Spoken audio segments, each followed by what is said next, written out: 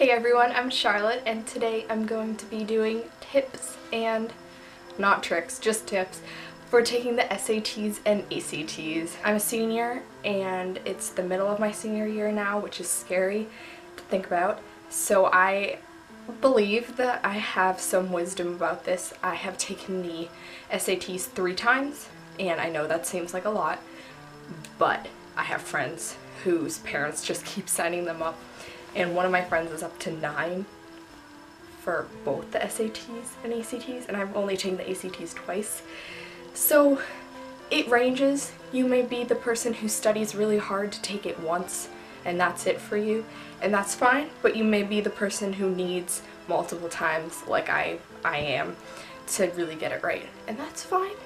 If you can afford to do it that many times, go for it. And also because when you take them, you can send them to free for, it's 5 schools for the SATs, probably 5 for the ACTs too. So that does work well because I have about 2 colleges that I applied to where it was completely free. Like nothing's free, but it was free to send those scores. And yeah, I'm just gonna go over with some of my tips. Some of them may seem very basic, but they're things I wish I knew when I started taking them. So yes, let us begin. So the first one is bring tissues. Bring the little pieces, or I don't know, bring a handkerchief, borrow it from your dad. But it sounds ridiculous, even if you don't think you have a cold, you are like this for like 4 hours. You barely look up, your neck is gonna hurt. Your neck is really gonna hurt unless you do the weird, like, in the middle of the test, and people around you might be creeped out when you go like, I know I was. So just bring tissues because everything's coming down. You're gonna be like swirl, swirl, swirl, swirl.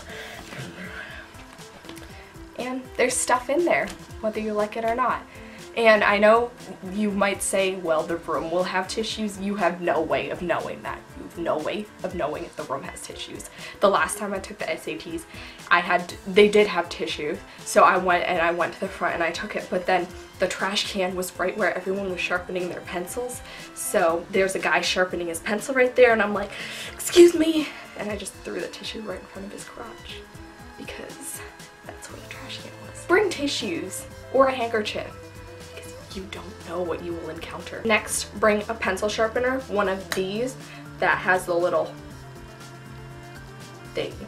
And you cannot use it during the test, at least I never did because I'm a very rule follower and you weren't allowed to have anything else on your desk, but you can use it during breaks, and it's a lot easier if you don't have to get up and wait in line for the pencil sharpener. It's a lot easier to just sit at your desk during the breaks and sharpen away, and you look really cool. Like everybody is thinking, I should have brought my own pencil sharpener. You're gonna be the coolest kid taking the SATs. Next is bring one good eraser. I see artsy people have this, and I got this for my sister. It's one of those high polymer erasers by Pentel, and like, this just seems to be the prime eraser that everyone has. And you want to use these because I have some really old crappy pencils that I use, and their erasers are gone, they're dead. So you need to use the good ones because this is trusty. This is trusty. Number 3, bring a lot of pencils. Be that kid who has like 6 pencils. Line them all up.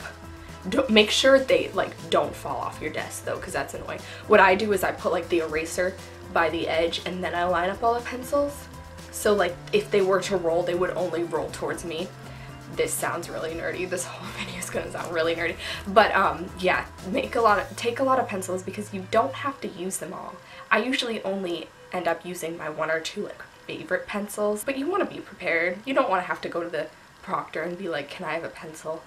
And also that way you don't have to use your sharpener as much, if that makes sense, because you can just move to the next pencil. Who texts me? Lots of pencils, good eraser.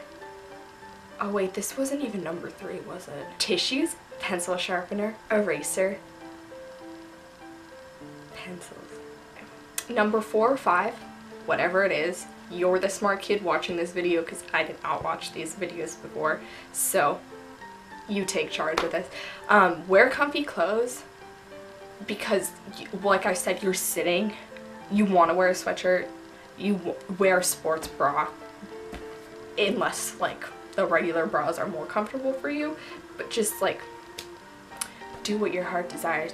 And like, you know, you don't want to be that kid that shows up full curled hair, perfect makeup, or that guy with like the nice Vineyard Vines outfit with like his socks done up perfectly, because you're judged, because it's awkward for everyone around you that you look so nice. So don't look nice, because you will be more relatable to the common folk. So wear comfy clothes, and by that I mean your worst, ugliest clothes that you can just go home and take a nap in afterwards, because you will want to take a nap afterwards. This isn't the type of thing like you're going to track practice. You're not gonna feel good afterwards.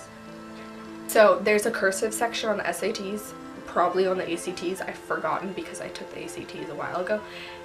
Don't take wrong. Don't.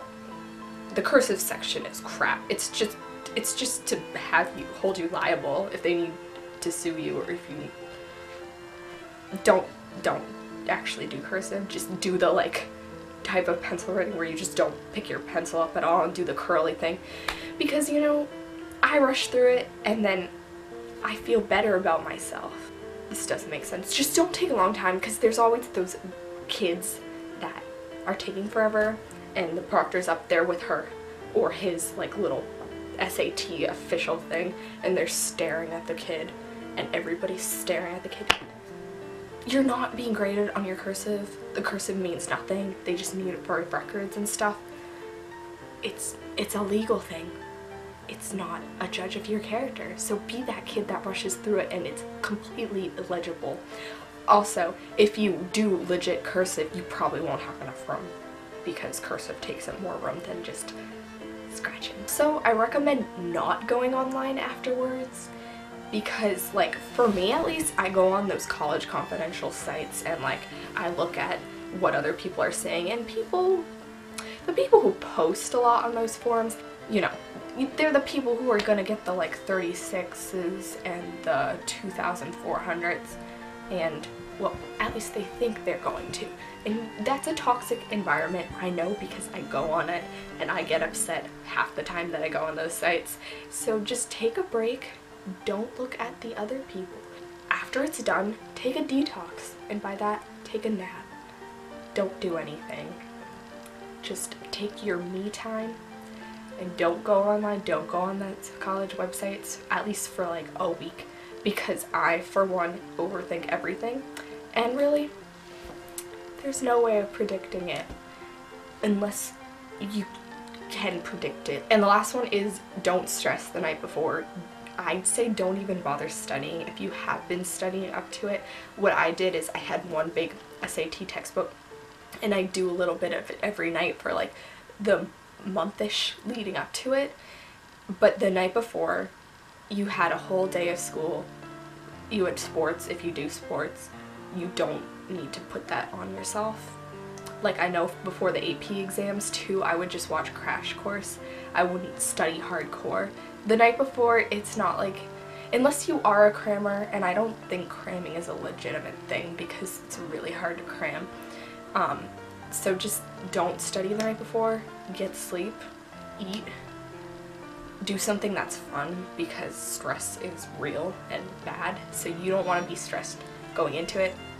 Even though I get nervous going into it, I don't get stressed, but I don't know, just take some time for yourself the night before. Thank you for watching, and I hope this helped. I hope you get a really good score. I'm waiting on the December SATs right now, so I don't actually know how I did.